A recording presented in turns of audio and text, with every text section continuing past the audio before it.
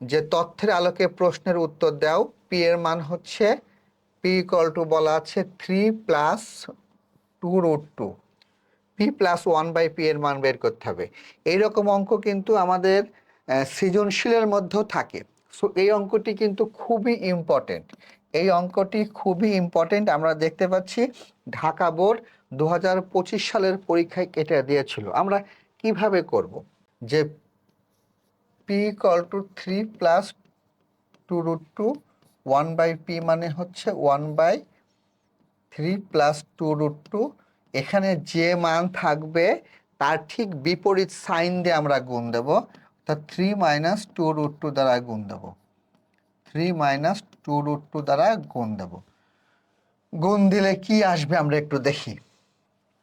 উপরে থাকবে 3 মাইনাস 2√2, নিচে থাকবে a plus B into a minus B. সূত্র কি হবে? a square minus B square. অর্থাৎ কত আসবে?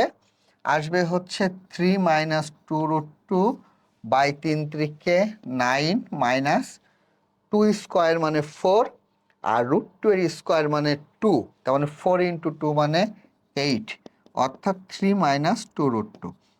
একটা জিনিস আমি মানে বলে দিই যে যখন পি এর মান এইরকম একটা মান থাকবে 1/p এর মান, অর্থাৎ 1/p এর মান সাধারণত তার বিপরীত সাইন দিয়ে চলে আসে। সব ক্ষেত্রে আসবে তা না, তবে বেশিরভাগ ক্ষেত্রে কিন্তু এখানে যে চিহ্ন থাকবে তার বিপরীত সাইন দিয়ে চলে আসে। সো আমরা কি করব? আমরা এখন এই p প্লাস 1/p যদি আমরা এখন যোগ করি, তাহলে p প্লাস 1/p মানে কত আসবে?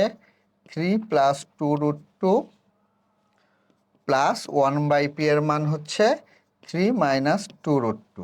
এটা কেটে গেল, 3 আর 3 6। সঠিক উত্তর হচ্ছে 6।